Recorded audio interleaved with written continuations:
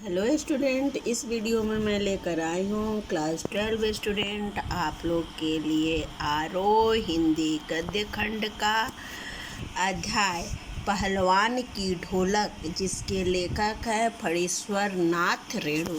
तो आइए, मैं पाठ पढ़ाने के पहले लेखक के बारे में बताने जा रही हूँ।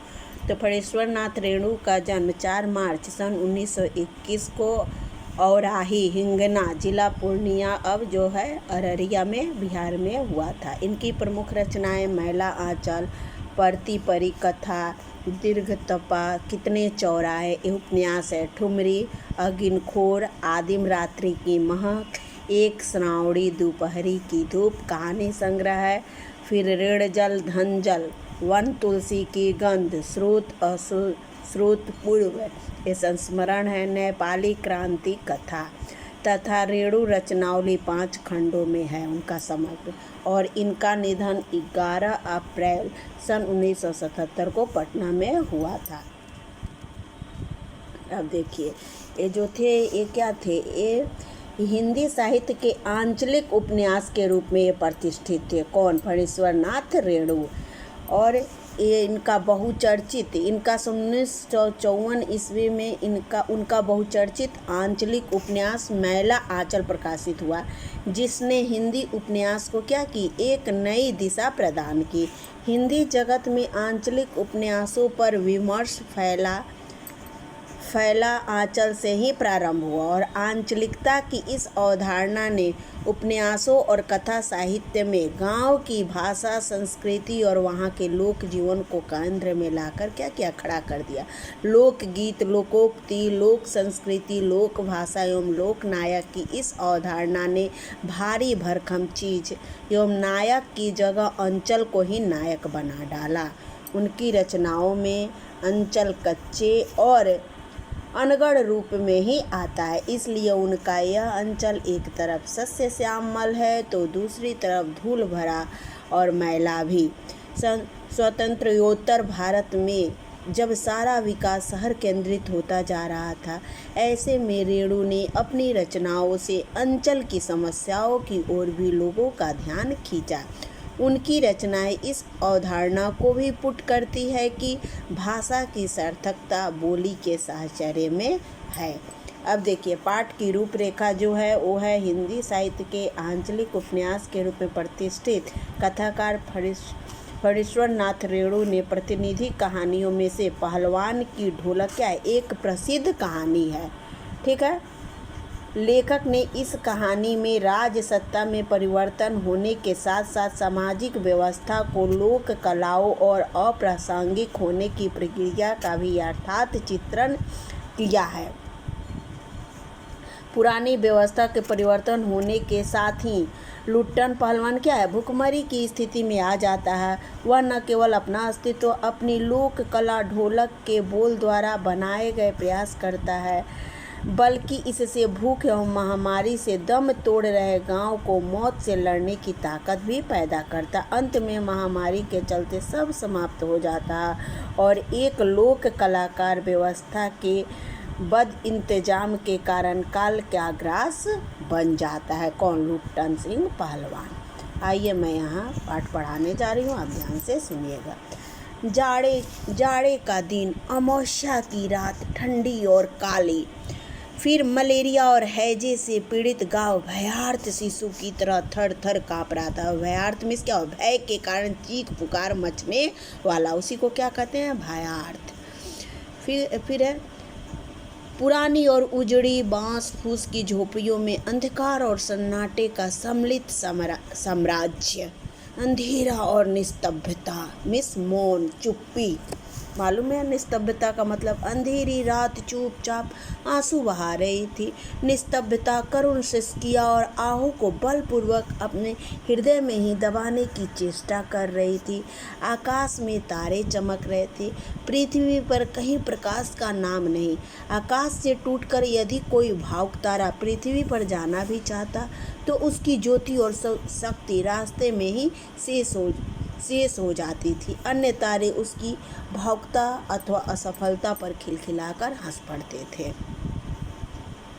सियारों का क्रंदन, क्रंदन मीन्स क्या होता है, रोना, चित्कार, फिर चित्कार, और पेचक, पेचक मीन्स उल्लू, उल्लू की डरावनी आवाज़ कभी कभी निस्तब्धता को अवश्य ही भंग कर देती थी। बीच बीच में क्या होता था, मौन चुप्पी को सियार और उल्लू की आवाज़ें क्या करती थी, उस शांत वातावरण में भंग करती थी उनकी आवाज़। गांव की झोपड़ियों से कराहने और कह करने की आवाज़, क्योंकि महामारी और हैजे का प्रकोप छाया हुआ था उस गांव में, इसलिए क्या उल्टी करने की आवाज़ और कराहने की आवाज़ सुनाई दे रही थी।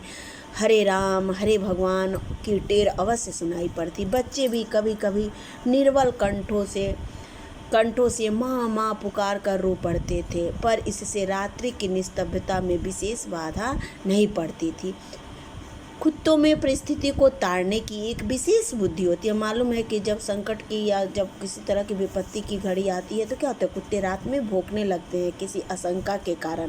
तो ये सब ताड़ने की क्या है, उनके पास एक बुद्धि होती है कुत्तों के पास। वे दिन भर राख के घूरों पर गठरी की तरह सिकुड़ कर, यानी जहाँ कूड़ा इकट्ठा किया जाता है उसे क्या कहते हैं, गंदगी का ढेर, घूरा, ठीक है, गठरी की तरह सिकुड़ कर मन मार कर पड़े रहते। संध्या या रात्रि, गंभीर रात्रि को सब मिलकर रोते थे। रोने के कारण क्यों, क्योंकि वहाँ महामारी और हैजे का प्रकोप चारों तरफ छाया हुआ था। रात्रि अपनी भीषणताओं के कारण चलती रहती और सारी भीषणता को ताल ठोक कर ललकारती रहती।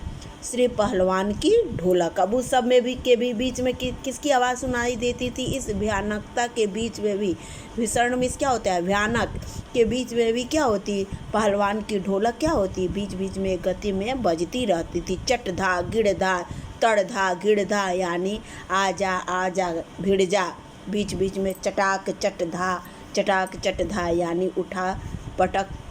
उठाकर पटक दे। यही आवाज़ मृत गांव में संजीवनी शक्ति भरती जा रही थी। वो ढोलक की आवाज़ में एक ऐसी स्फूर्ति शक्ति प्रदान कर रही थी कि लोगों में क्या हुआ था, एक जीवन देने वाली एक शक्ति प्रदान कर रही थी। यही आवाज़ मृत गांव में संजीवनी शक्ति भरती रहती, यानी जीवन देने वाली। लुट्टन सिंह की पहलवान, यूँ तो वह कहा करता था, लुट्टन सिंह पहलवान को होल इंडिया भर के लोग जानते, यानी पूरे इंडिया के लोग जानते थे, किंतु उसके होल इंडिया की सीमा शायद एक जिले की सीमा के बराबर ही रही, क्योंकि वो तो जानता नहीं था, यानी पूरे गांव के सीमा के लोग जानते थे। जिले भर के लोग उसके नाम से अवश्य परिचित थे। लुट्टन के माता पिता उसे 9 वर्ष की उम्र में ही अनाथ बनाकर चल बसे थे। सौभाग्यवश शादी हो चुकी थी, वरना वह भी माँ बाप का अनुसरण करता। विधवा सास ने पाल पोस कर बड़ा किया।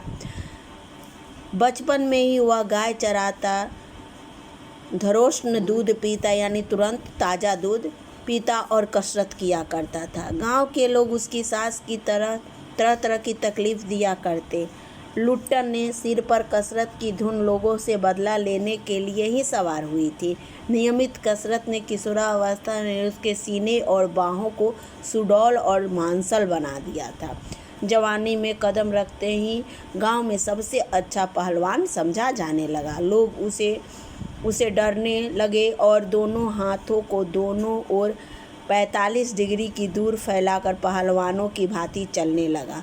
वह कुश्ती भी लड़ता था। अब देखिए यहाँ क्या हुई थी, यहाँ बचपन में ही इसकी शादी हो गई थी और क्या हुआ, माता पिता 9 वर्ष की आयु में ही मर गए थे, लेकिन उसके पहले उसकी शादी हो गई थी, तो इसीलिए क्या हुआ, विधवा सास ने ही उसका पालन पोषण किया था। वह बचपन से ही क्या करता, गाँव चराता और तुरंत ताज़ा दूध जो निकलता वह क्या करता, वह तुरंत दूध पीता। तुरंत जो गाय भैंस के थनों के पास से जो निकलता है ताज़ा दूध, उसी को कहते हैं धरोष्ण दूध पीता। और कसरत किया करता था। गांव में लोग उसके सास को क्या करते, तरह तरह के तकलीफ दिया करता था और उसी से बदला लेने के लिए क्या करता है, इसका भूत सवार हो गया था इसके सिर पे, इसीलिए क्या करता है, कसरत करता था और अपना शरीर बनाता था, जिसके कारण उसका शरीर क्या हो गया, सुडौल हो गया और मांसल बन गया और जवानी में कदम रखते ही वो अच्छा पहलवान समझा जाने लगा।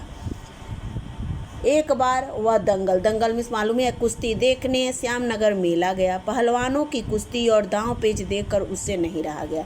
जवानी की मस्ती और ढोल की ललकारती हुई आवाज़ ने उसकी नसों में बिजली उत्पन्न कर दी। उसने बिना कुछ सोचे समझे दंगल में शेर के बच्चों को चुनौती दे डाली। अब एक बार क्या किया, श्यामनगर मेला गया और पहलवानों की कुश्ती और दांव पेच को देखकर उससे रहा नहीं गया, और वह जवानी में ही मस्ती और ढोल की ललकारती हुई आवाज़ ने उसकी नसों में क्या कर दी, बिजली उत्पन्न कर दी, और बिना कुछ सोचे समझे क्या किया, उसने चुनौती दे डाला पहलवान को। शेर के बच्चे का असल नाम, शेर के बच्चे के लिए यहाँ क्या हुआ, एक दूसरा पहलवान के लिए था, उसका नाम क्या था, चांद सिंह। वह अपने गुरु पहलवान बादल सिंह के साथ पंजाब से पहल श्यामनगर मेले में आया था। सुंदर जवान, अंग प्रत्यंग से सुंदरता टपक पड़ती थी। किसके, चांद।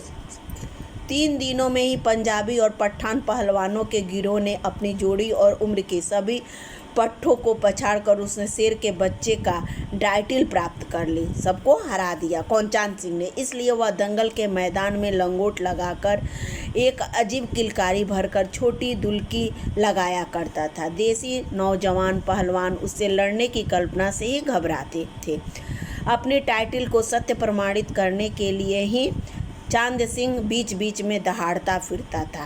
अब चांद सिंह का क्या उपाधि मिले थे, शेर के बच्चे का, और वो इसी को बीच बीच में और सबको हरा दिया था, जिसके कारण उसको और भी अपने आप को अभिमान हो गया था कि अरे सबसे बड़ा पहलवान तो मैं ही हूँ, और मेरा जो नाम है मैं पूरी तरह से उसको चरितार्थ कर रहा हूँ। इसी कारण वो क्या करता था, दहाड़ता फिरता था। दैट्स ऑल, यहाँ पार्ट 1 ख़त्म कर रही हूँ, फिर मिलती हूँ पार्ट 2 के साथ।